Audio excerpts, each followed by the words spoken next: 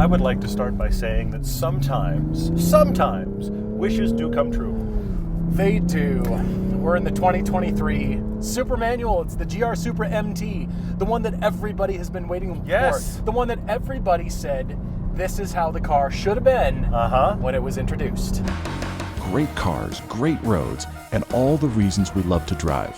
TV, web, and podcast. This is Everyday Driver. They have finally made a manual, and we thought they would. From the moment they announced this car, we were like, manual's coming. They were so cagey about it. Like, well, I don't know, man. Toyota kept going, well, we haven't decided yet. You've decided. You just don't know when. And now it's here. Yeah. Enthusiasts like manual transmissions? Okay. But you remember long ago, in the dark ages of Toyota enthusiast cars that didn't exist. Okay. And now look at this. But I think they did it in the right order. Okay. The Supra came out with the automatic only. It's still very good. Yeah. And everybody said, you know what this needs? You know what this needs to make it better? You need that involvement. I'm going really fast. This is great. It's easy to go fast in this car. But everybody said when you got in, well, this center console is just about perfect enough. If it just had a manual lever right here, it would fit your arm really well. And guess what? It does.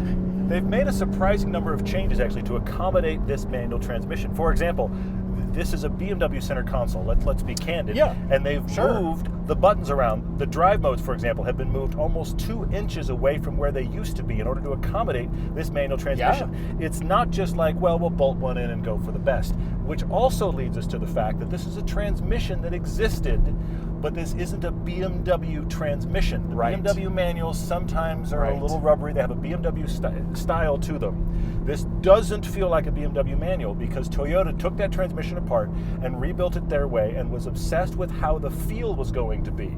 And that's been our worry too. Is it going to be that rubbery linkage kind of feel? And good news, it is not. It feels right. And I think it took that long for Toyota to make it right. They might have been working on this when the car was first introduced, just to get the transmission right. And it's clear that it wasn't just dropped into the car. It's obvious they spent time, they worked on it. The throws and the action and the feel, that's what everybody wants to know. And it doesn't feel cheap. It feels light, but it doesn't feel cheaply done. Even rev match, look at that. You can turn that on and off, but this is the IMT, so it is the intelligent manual transmission. Yes. It's no big deal to use it. It's no slight against you if you decide, you know what, I do like it and want to use it, because where you really want to use this car is on track. Toyota has come to Utah Motorsports Campus, our home track, to debut both the GR Corolla and the GR Supra manual transmission. We have to come in every single lap, but at least we can switch off and taste a little bit of track time. I'm just excited to drive the Supra on track because 97.2 Cayman wheelbase. I know, it's your whole thing. This is like home turf here. It is. In fact, this is the exact same car we had when we were in the forest during our road drive. So it's the exact same one, which means it's the A91 Special Edition in the special white with the tan interior, which I love. I'll talk about interior pieces while you hoon. Does that work? Yeah. Toyota sandbags on the power of this engine. Well, it's because it's BMW power, which is a lot of power. Jeez, you gotta be kidding me. In an effort to slow journalists down, they've added an extra kink to this track where there normally isn't one, which is making me laugh. Yeah, this car is fast. Yeah, it is. I'm used to straightening out there. Yeah, you are. Get a little greasy. Yeah. That's kind of fun. This power is so great. But the good thing is manual transmission, so coming into a corner like this, it's got rev matching. And it's one of those things where I keep wrestling with it, as if it's sort of cheating or taking the fun out of things. But ultimately, it just kind of saves your clutch. Well, and it makes you significantly faster because there's less to worry about, and you can just worry about going quickly and getting your laps better. I mean, if you're driving on a back road, I really want the manual, and I want to rev match it myself, and I want all that. When I'm on track, I'm happy to go either way. Yeah, I mean, for this track, it's really a third gear track. You just kind of leave it there. But there are some corners where you want to actually shift hard. Oh, this thing just sticks. You can feel that rotation. It's just, it is familiar. I'm telling you, that Cayman wheelbase. Ooh, hello. The Supra's underappreciated, though. It genuinely really is. And the thing it was missing was manual transmission, and this one is so good to work with. I mean, I want to be hard on the brakes, but we got to let them cool off too. Well, yeah. A little bit of a. And I want brakes for fine my line lap too. there. That'd be You do nice. want brakes for your that'd lap. That'd be helpful. I think we'll both appreciate that. Yeah. That just feels so tight. It does feel heavy though. Interestingly, I feel that front end. It's weird to have the same Cayman rotation, but the weight in a different place. Sure. It's very strange, It, but it almost it's feels familiar satisfying. to you, right? It's satisfying, but strange in a Yeah, for way. sure. You know what I mean? Sure, yeah. All right, here it happens. Well, yeah.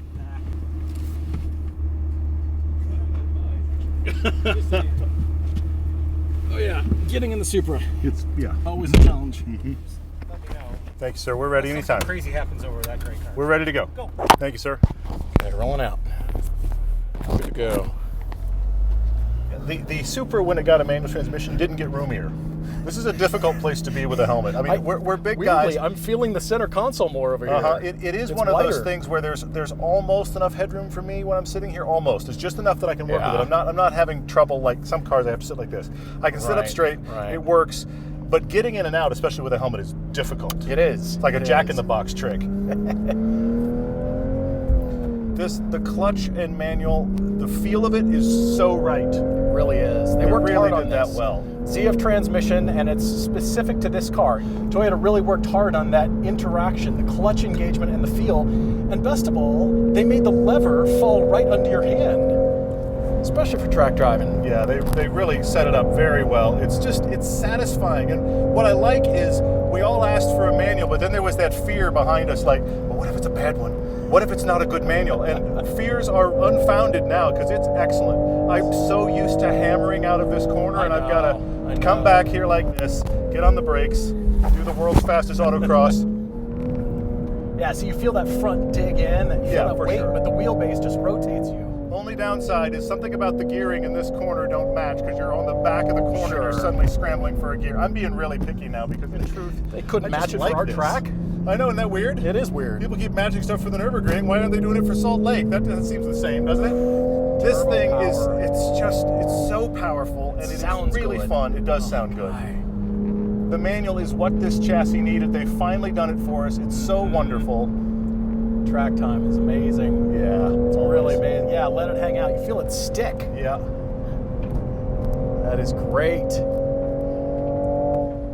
Yeah, you're right. This is underappreciated, especially on track. And I think having the manual, I hope, okay, all of you that screamed, where is the manual? Now you have to buy one.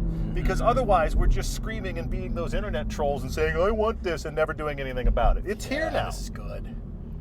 Let's look at the exterior. This is the A91 version. If you open the door here on the instrument panel, you'll see that this is one of 500 A91 versions. And they've given it to press for people like us. 2023. Yeah, The other way is to tell Yeah. the A91. Now, that's been a special edition they've done forever. And like the first year they did an A91, it was that really cool blue color. So it's special colors and other things. In this year, it happens to be this tan interior, which I really think should be offered, period. Hopefully I going agree. forward they'll offer it I in general. agree. Because it looks wonderful, this great tan interior. This matte white paint is very interesting. But the other key trick to show you it's the A91 edition is the red surrounded Supra badges. So it's the red badges and the tan interior tells you it's the A91, one of 500, and we're in one. That was a poor choice. They gave it to these idiots. Yeah, anyway, sorry. That's funny. Yeah. Well, as far as the exterior styling, I think it's aged really well. It still looks fresh with minimal updates. The wheels are new. Of course, this paint color is frosty, even though I don't like white. Frosty. You're doing your best to like white. I know you are. It's just not working. trying. Yeah, I get you. But still, this car still looks and feels fresh. I think just now it's in the consciousness of the general public. Like, that looks like a hot sports car. And yes, you can have a manual transmission. Same thing with the interior. Yes, it's very tight.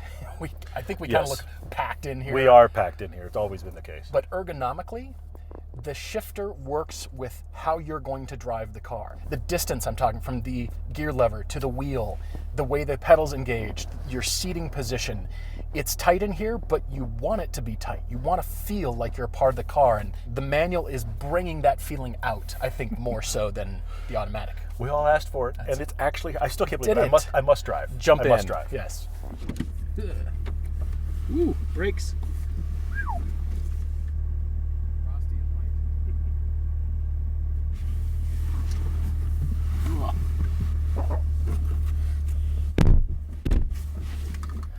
You'll be unsurprised to hear that in spite of the fact that they've changed the center console to accommodate the manual transmission, they have not changed the cabin to accommodate people any better. It is still hard to get in and out of. Especially big people. It's still a cave in here. Now, that was the issue when they first released the car. There's not a lot of visibility in here. You have to be careful getting in past not the A-pillar, but the actual sill here. You can hit your head more than once. Yeah. You will learn, and then you will be better. They have also changed the final drive for the manual transmission. Updates. They really thought about how is the manual going to be driven, what's it going to be like, and so now it has the BMW push lockout thing, which I'm not a huge fan of. But anyway. Well, it's better than the pull up. But the feel is good. The feel really is really good. I'm a little shocked. That's the thing everybody's been worried about. Like, yes, manual. So I love how everybody's so picky about our manual transmissions. Yeah, totally bring the manual. Oh, it's too rubbery. But only bring a good manual. Not the right linkage feel. I guess I'll pass.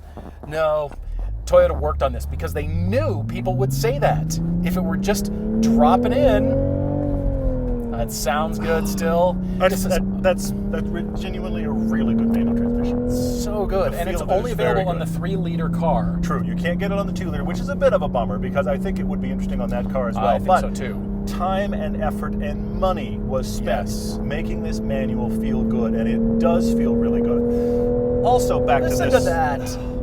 385 horsepower, 367, I believe it is, pound-feet of torque. That's an unchanged number. They changed it after the first year. It's unchanged going into 2023. Yeah.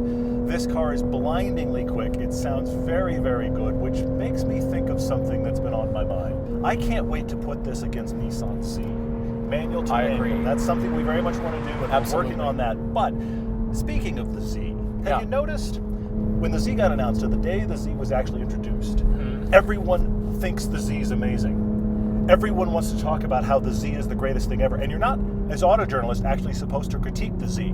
Conversely, this Supra was something that the internet was mad about from the moment they introduced it. In what sense? Just because they waited so long to introduce the manual? Why does it look like that? Why doesn't it have the right engine? On and on and on. There were nothing but complaints about the Supra, and the Z you can't complain about because then you're a hater. Neither of these cars are perfect. Newsflash, neither the Supra or the Z car are perfect, but this with the manual is how it should have come, and I am thrilled to say this is an excellent manual to work with. It's superb. It really is, and it feels different than other cars you've driven. It feels light at first, but then there's a good weight to it and a good engagement. It's got a mechanical click as you seat each gear. It's good. It's not quite the S2000, early 911s kind of thing. It's not that. It feels very refined, but it still gives you that engagement, which is what you want. You want to feel each gear. That's the entire point.